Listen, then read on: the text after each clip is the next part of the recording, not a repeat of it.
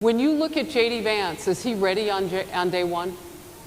Does he what? Ready on day one, if he has to be. I've always had great respect for him, and for the other candidates too. But I will say this, and I think this is well documented. Historically, the vice president, in terms of the election, does not have any impact. I mean, virtually no impact. Suddenly, a presidential candidate's running mate means virtually nothing in Donald Trump's world, where he's the end-all, be-all. The only thing that matters is how quickly and thoroughly Vance can kiss his ass. And then the New York Times did a fake story today, big front page, that JD wasn't sure if he wanted my support. JD is kissing my ass. He wants my support. I'm 18 points up. If I was 18 points down, he wouldn't want my support. I'll tell you, Jim Jordan wants my support, and he's doing just fine, right? No, these are fake people. You know, I always wonder how the people Trump likes to publicly use and toss to the side for his own glory look at themselves in the mirror and explain to their soul that it's okay. So just so I get this straight, when the former president said, JD is kissing my ass because he wants my support, you took that as a joke? I know the president very well, and absolutely, he was joking about a New York Times story. And like I said before, one of the elements of MAGA's approach to cleaning up some devastatingly bad or embarrassing comments that everyone saw happen is to just say they were joking. The boss was just joking when he said I'm kissing his ass, when it's widely known that I hated him until the opportunity to kiss his ass came along. Just like how JD must have laughed hysterically as middle school bullies stuffed his ass into a locker after tripping him in the hallway. So while Vance is laughing over how insignificant he is, voters recognize the message behind it. One of the things I saw was he was asked about J.D. Vance, and if I understand right, his answer was basically to say, oh, well, it doesn't matter that much to the outcome of the campaign, who you pick for VP, which means it did not occur to him to even pretend to be interested in the impact of the vice presidential choice on the country.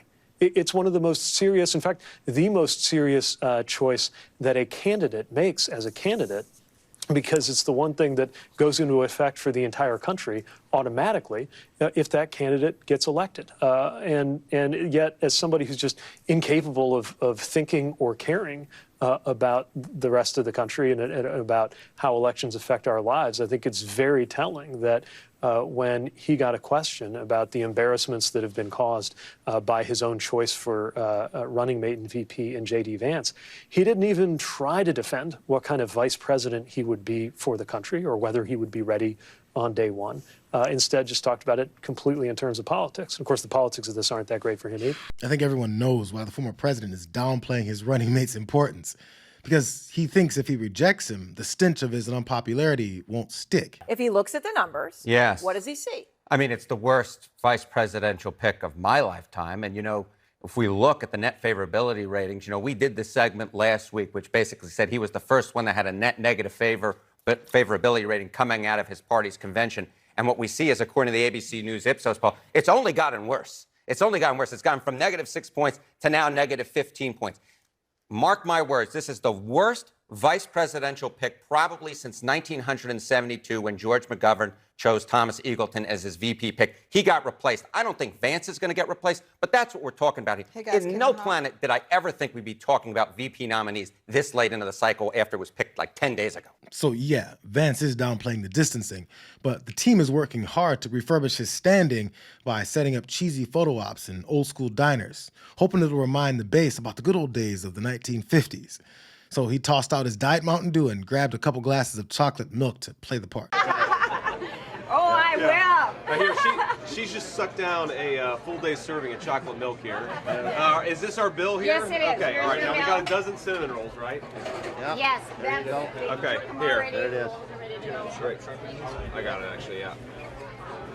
All right, now here's what we're going to do. Thank you. Oh, those are big cinnamon rolls. So I'm doing great, man. I'm having a good time. My family's here. They're hopped up on chocolate milk, so it's going to be a wild plane ride home. But look, we're having a great time, and I'm enjoying it. Listen, I get the need to show the public who they're looking at voting for. I get showing off your family so that people can feel a connection to your daily life that's possibly similar to theirs, because photo ops have been a political staple since forever. But the problem so many politicians have is that they don't reinvent this or progress with the time. Photo ops are supposed to show a glimpse into the real person behind the candidacy, But since none of these guys is trying to show who they really are, because they're actually self-centered assholes who ran about childless cat ladies, the photo ops are insanely manufactured and fake. Patriot Takes pointed out that cameras caught Vance's handler setting up the glasses of milk here to create a normal ordering process at this diner. Oh, okay, cool. I was in the sheriff's office up there for 15 years. Yeah, I know. Able to see him.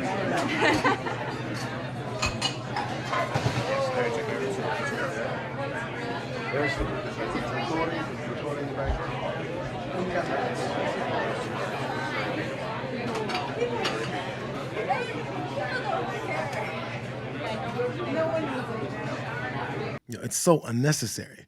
All the way down to the hokey images that they try to paint of their relatable family life.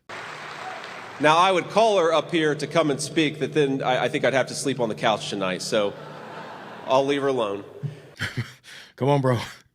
If I've heard about the couch rumors, then he's definitely heard about them. Making sure to avoid mentioning couches should probably be the foremost thing in his mind before he talks in front of anyone from here on out. All this just to sound like he sleeps on the couch when his wife is mad at him, like it's an episode of Full House or something. When in reality, venture capitalist JD Vance can always go sleep in the 7th room of their house and leave the couch alone. But then again, it might be all they got to keep his head above water and his neck off of the chopping block over his performances, because he's got countless interviews and appearances that keep resurfacing to show just how off-putting and unrelatable this guy really is. Did she let down the country, do you think?